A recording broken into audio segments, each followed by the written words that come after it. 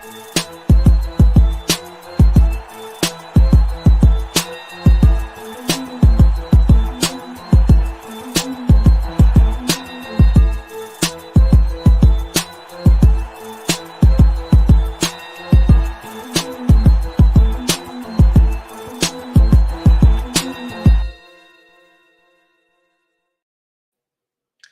if you've been enjoying our content, please know that you can check us out on Facebook, YouTube, and Instagram at the Exclusive Nights Podcast. And you can catch us on X at the XK Podcast. If you're watching us on YouTube, please don't forget to like, subscribe, and hit that notification bell, as we have some great content in store for you guys that'll be coming up here in the near future. And we definitely don't want you guys to miss out. And if you're checking us out on Instagram, definitely give us that follow. Now, ladies and gentlemen, boys and girls, and knights of the realm, it is your boy, the Heartbreak Prince, and I am here with your Raw Talk and NXT review. But I want to just get this off my chest, that I just have this feeling, and I can't shake this feeling, that a new day is coming. Yeet!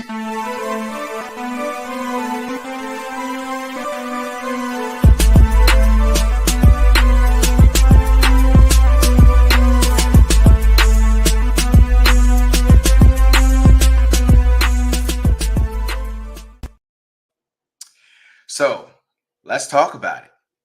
WWE Raw, a banger. Starts off with CM Punk coming down to the ring. And for this, it was kind of tricky, because with CM Punk, the way he started, I was lining up for him to go ahead and deliver some bad news. I didn't know if he had suffered another injury, or if he was thinking about not doing this match with Drew McIntyre for certain reasons or whatever. I couldn't tell, because of the way he started his promo, talking about like his old bones and his body. He can't take it. His family not wanting him to be in this hell in a cell match with Drew McIntyre. It was very, very interesting. But ultimately, he says that he is going to accept the match, and we are here for it, obviously, because it's CM Punk and it's Drew McIntyre. And the feud between these two has been gold the entire time. And, it's one of these things where when you sit here and you think about it, it's like, man, this could be shaping up to be the final match, the winner take all match. As we know, Drew McIntyre won their first match. CM Punk won the second match, and now this is the Hell in the Cell match, the match for it all, possibly, because we know there's more stories to be told, right? We know we still have CM Punk and Seth frickin' Rollins. That story is there, because we know the animosity between these two. But this feud between CM Punk and Drew McIntyre has just been so well done that it's kind of hard to see this wrapping up and coming to an end. But it also raises that question of, how do you finish this story, right? Like, does CM Punk win this? Does Drew McIntyre win this? And so it's tough. It's tough, because they've both been doing so well in this feud with each other, and they've been feeding off each other so well. But CM Punk has agreed to the Hell in a Cell match, so him and Drew McIntyre will be facing off, which is just phenomenal, and it's just great news. Then we have Butch versus Sheamus. That's right, Butch versus Sheamus. And believe it or not, guys, in this one, Butch actually picks up the victory here against Sheamus, which is, different, because I wouldn't have expected this. But at the same time, obviously, we know that this story it has more to be told. There's no way they're going to be ending this match or ending this feud, just with this match. Now, the way that it ended was a little, I don't know, wonky, or whatever you want to say, as far as, Butch, hit Sheamus with a cricket bat. Now, I couldn't tell if he caught him in the head or if he caught him on the hand, but either way, it was enough for Butch to pick up the 1-2-3 victory. And so We're going to see where this goes. But something that has just been really, really spicy, I mean, really, really spicy is Jey Uso versus the Intercontinental Champion, Braun Breaker. And I mean, I don't know, guys. Like, these two have just a chemistry that I don't know how else to say it. It's there's this tension, there's this animosity, yet there's this feeling of chemistry between these two that when they're together and when they're cutting these promos, like you can't you have this feeling like they don't feel like they like each other, but you also know that this is business, right? And so I have just really been appreciating it, mostly because of what Braun has been doing with the Intercontinental Championship as far as in his time with it. He's only been on the main roster for 6 months, and he's now the Intercontinental Champion. He now has the Intercontinental Championship, and in that time, the people that's been on the roster that he feels are threatening him and his Intercontinental Championship reign, he's been approaching them every week, whether it be Braun Strowman, whether it be Jey Uso, Ilya Dragunov. I mean, you name it, Butch, all of them. Just anybody that he feels has any type of vision or any type of desire to have that belt, he has been going toe to toe with him, and it just it if it's good. It's just really, really cool to kind of see like how he's making the Intercontinental Championship just feel valuable, like feel prestigious, to use that word again. And I've been enjoying it. But you know, the next part to this story between Jey Uso and Braun is the fact that for a long time now, we've really wanted Jey Uso to have this singles push. He is so over with the WWE, universe. Everybody loses their mind anytime he's on screen. Yeet.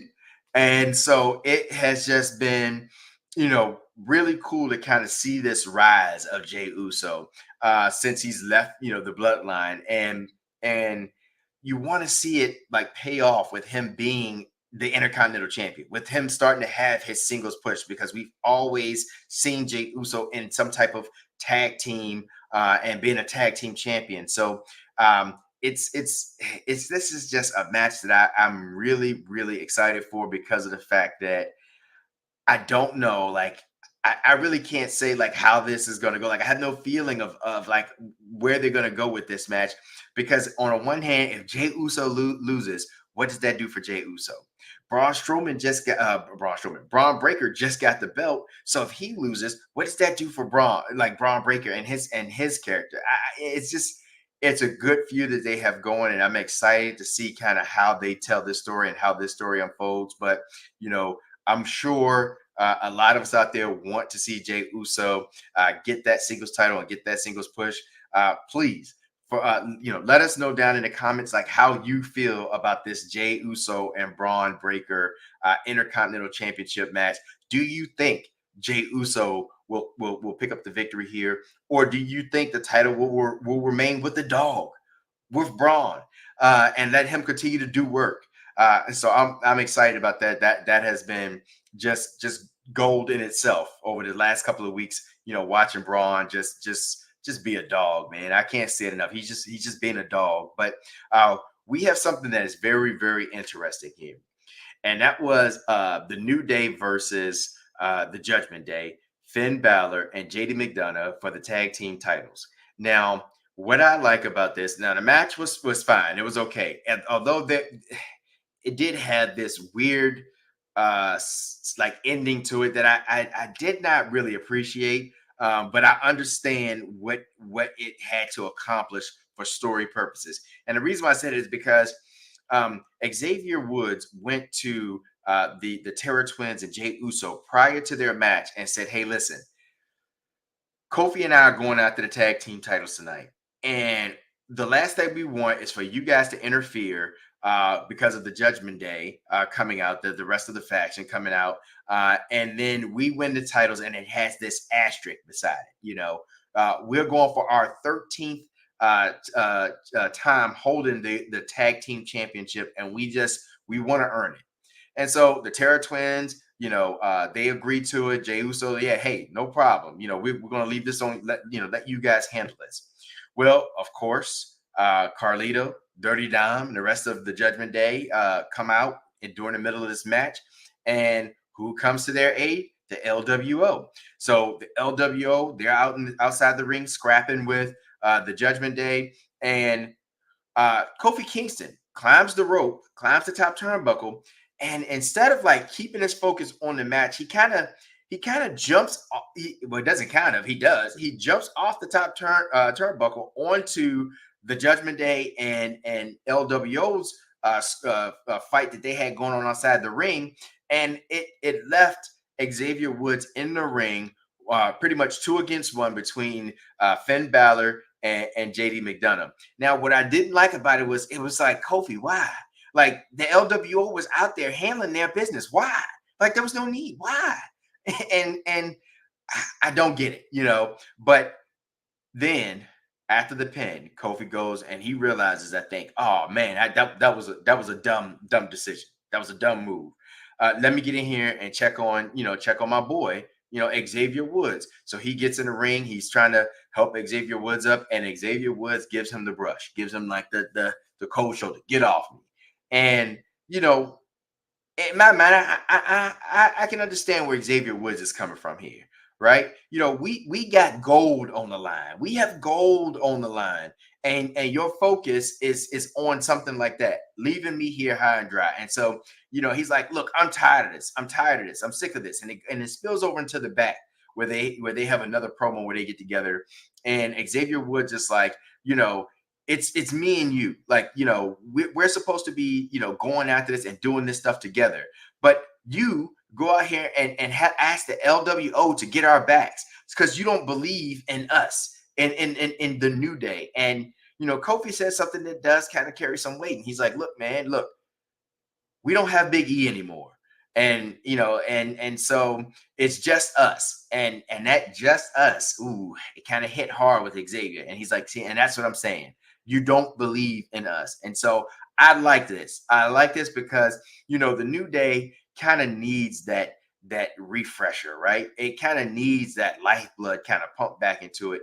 And it's starting a story where you don't know where this is going to go, but you kind of feel like this is where they get ready to split, and Xavier Woods kind of, either he turns to the dark side, or Kofi, which none of us kind of probably see that coming, which will make it a great twist, turns to the dark side.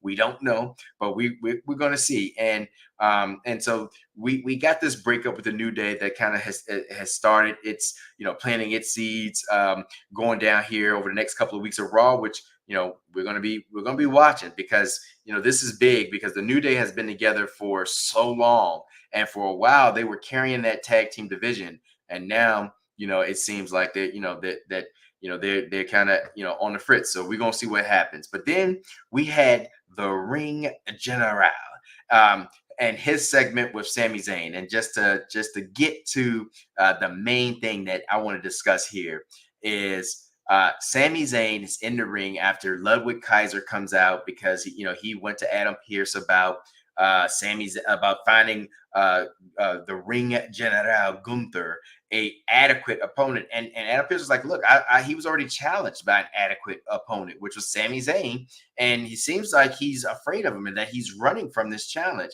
And the ring, the Ring General, or I should say Ludwig Kaiser, had to remind Adam Pearce that the Ring General does not run from anyone. But in the process of this, Sami Zayn interrupts their meeting, and Ludwig Kaiser decides he's going to go down to the ring and address this with Sami. Now, Sami tries to do some type of reverse Jedi mind trick on Ludwig Kaiser and say, hey, look, you're just a mouthpiece for Gunther. You don't come out here and say what you really want. You don't come out here and do what you really want to do.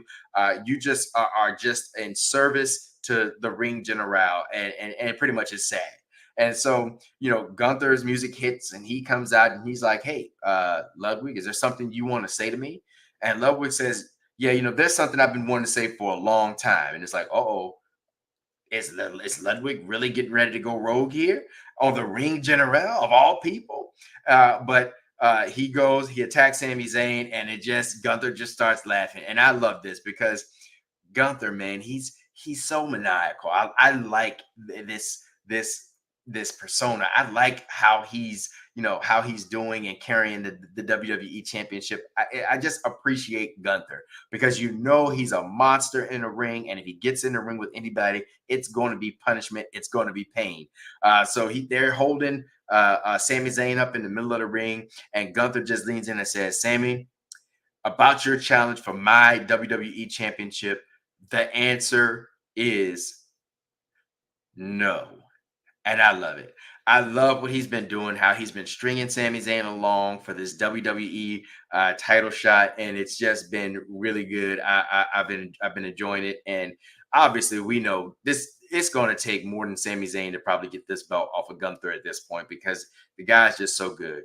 But the match of the night, possibly the match of the night for me, is Bianca Belair and Io Sky. Now I love both of these ladies right here. I've loved Io Sky since her run in NXT where she was the NXT Women's Champion. I've loved Bianca Belair since day one. All right, day one. All right. So to see these two in like an impromptu match, because Io Sky kind of approaches Bianca in the back and and challenges her. Bianca accepts.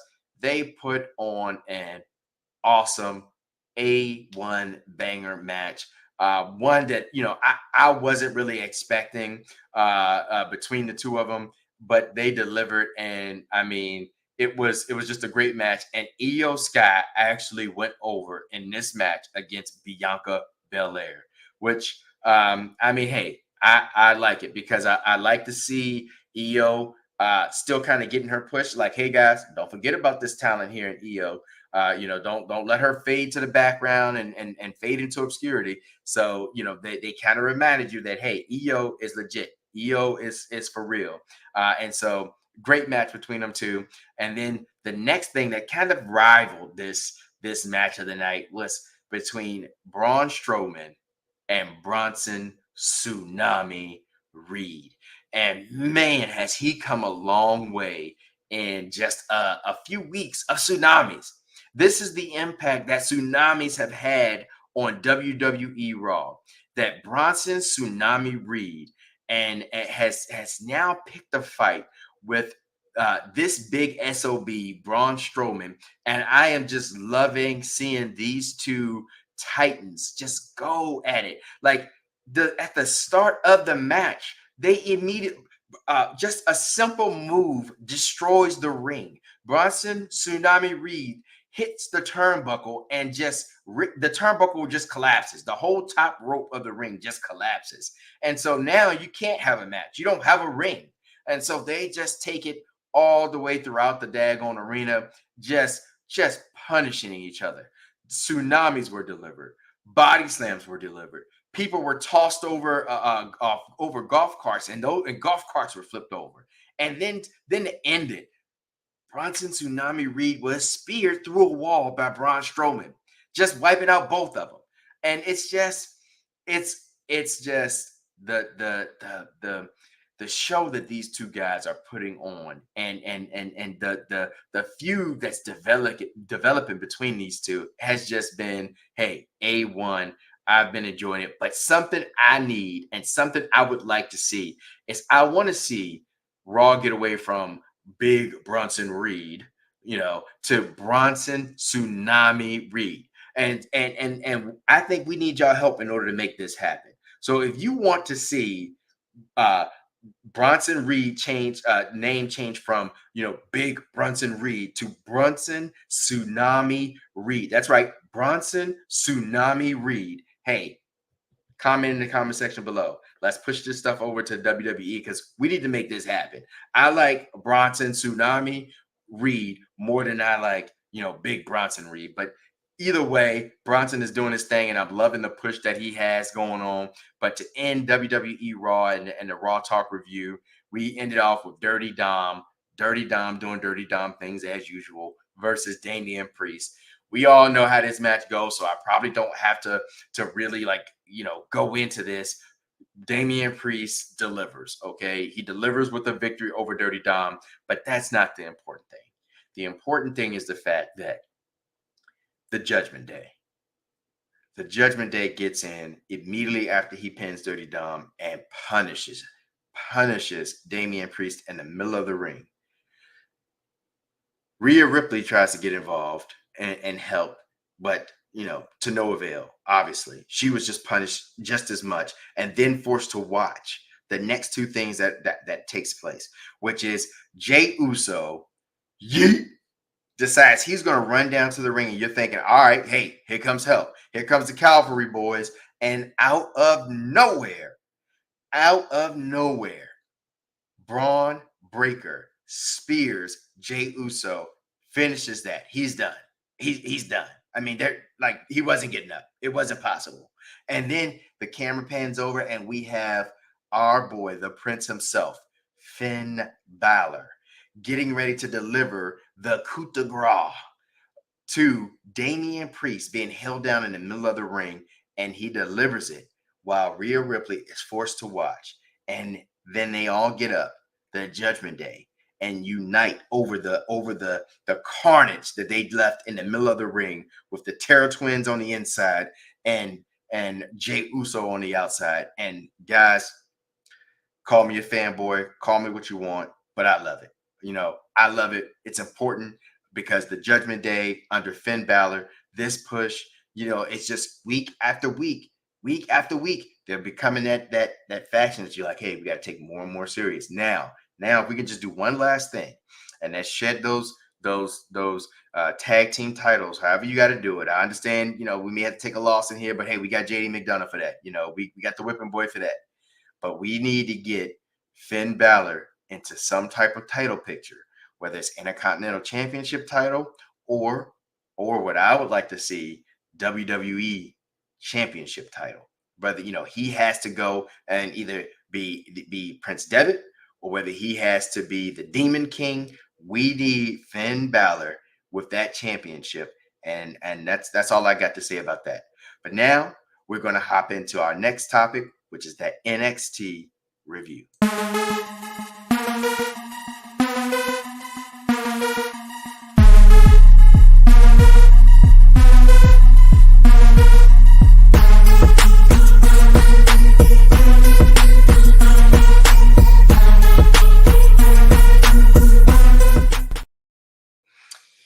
All right, so NXT, guys, this right here, we're going to hit on just a few of the main things that took place, because there was a lot of just set up for things that is getting ready to happen over the next few weeks with the show that's going to be in NXT Chicago. And then, of course, when you're going to have NXT and you're going to have NXT in Chicago, who else? Guys? CM Punk, right? So CM Punk comes out. He's cutting his promo about the match that's going to be taking place, or the NXT coming to Chicago and him being there. And then he's interrupted by Roxanne Perez, which was very interesting, because he had something important that he wanted to say, but he wasn't able to finish it because of this interruption between Roxanne Perez, which was gold, by the way. This promo that Roxanne puts on with CM Punk, it was really good, because Roxanne kind of took some low blows. She talked about CM Punk's wife, AJ, being her favorite between the two, or whatever. And then she finishes it, or she turns the table on him and says, but seeing you just makes me want to be or support whatever, Drew McIntyre that much more. And it's like, hey, Roxanne, chill just a little bit. This is CM Punk we talk about here. And you're going to bring up Drew McIntyre in this guy's face, but CM Punk took it, he took it well. He did his thing. He kind of bounced off of it. He talked about, Roxanne being the champion she is, and having that chip on her shoulder and all of that kind of stuff. But of course, she has business and it's coming in 2 weeks in Julia. And of course, Julia comes out, kind of goes, face to face with Roxanne, and reminds her that in 2 weeks things will change. And I'm interested to see that because Julia, it's exciting having her in NXT, and I think this match between her and Roxanne will be a great match. And so I'm wondering if Julia's going to be the one, if she's going to be the one to end this reign of Roxanne Perez, who has just been a stud when it comes to carrying that NXT Women's Championship. She's really approaching the likes of Shayna Baszler and Asuka, and so that's going to be really interesting. We had a contract signing that started off, at least that's how NXT started off, and between Trick Williams and All Ego, but of course they never even made it to that point, between the two of them feuding and going back and forth, and so they had to move that to the end of the show. But before we get to that part, they did have a couple of matches on here that I should make you aware of, between Lyra Valkyria and Tatum Paxley versus Rosemary and Wendy Chu. That was a decent match. Nothing again to write home about. Nothing that that if you didn't see it, you got FOMO or anything of that nature. It was just a decent match. And then we had Javon Evans and Cedric Alexander versus the No Quarter Catch crew. Javon Evans, Cedric Alexander, seeing Cedric Alexander in NXT wrestling now is kind of wild, but it's good to see him back and see him back in the ring, because the man is such an awesome in-ring talent. And so him and Javon pairing up is good, because Javon is super athletic. But they put on a good match. Javon Evans wins, and it kind of goes back to something that they talked about earlier, which was Randy Orton. They mentioned Randy Orton coming to NXT. That's right. Randy Orton will be on NXT. And so we didn't know exactly where that was going to go. But when this match finished, turns out that the young OG actually put out a challenge to Randy Orton, and Randy Orton responded. And so supposedly on October 8th, Randy Orton, the Viper, is going to be on NXT wrestling Javon Evans. And I can only imagine how good this is going to be, because I know Randy Orton is going to take Javon Evans to school and show the OG a few things, but it's going to be a good match because, Javon Evans is, like I said, a great in-ring talent. So you pair him with somebody like Randy Orton, and that's experience. He's going to learn from this. It might be the hard way, but he's going to learn from this. It may take an RKO for him to realize, he's dealing with, the legend killer himself, but it should shape up to be a good match. And then something that was set up here also as well is with Kalani Jordan and Ren Sinclair, because there was this conversation, and Charlie Dempsey just said, hey, create your own opportunity. And it seems like Ren Sinclair took that like literally, and she created an opportunity, all right. In the middle of Kalani Jordan, you cutting a promo, just doing her thing backstage. She interrupts and she says, "Hey, Patrick Dempsey says to create your own opportunity," and she slaps. She put her hand on Kalani Jordan, and I couldn't believe it. All I could say was, "Damn!" I couldn't believe it. Because I said, oh my goodness, do you understand that you have touched gold? And I mean true gold in Kalani Jordan. That's right, I'm saying it. Because at first, I wasn't a believer. This was not Joe Hendry for me. All right. But Kalani Jordan, over the last month and a half or 2 months, has just made me a believer. This lady is gold. She is a monster in the ring. She's a talent. I mean, she is just, I can't say it enough. Sean did the right thing for the wrong reasons, if you want to say it that way, because obviously, there was other people that we wanted to win and that we felt were done wrong, Lash Legends particularly. But Kalani Jordan, I can't say it enough, guys. We talk about it. We've talked about it before. Kalani Jordan for the win, and so Ren Sinclair, Kalani Jordan. We'll be having a match for the NXT Women's North American Championship, and I'm here for it, because anytime I get to see Kalani Jordan in the ring and just see the specimen that she is, the performer that she is, I'm always up for it. But the thing of the night that really just had me, and I really like, I don't know, I just appreciate this was the dawn of NXT.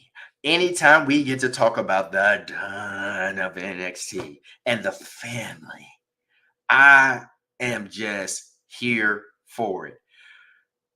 What I like about this, and initially when I saw this happening, I thought, oh man, they didn't broke the Don.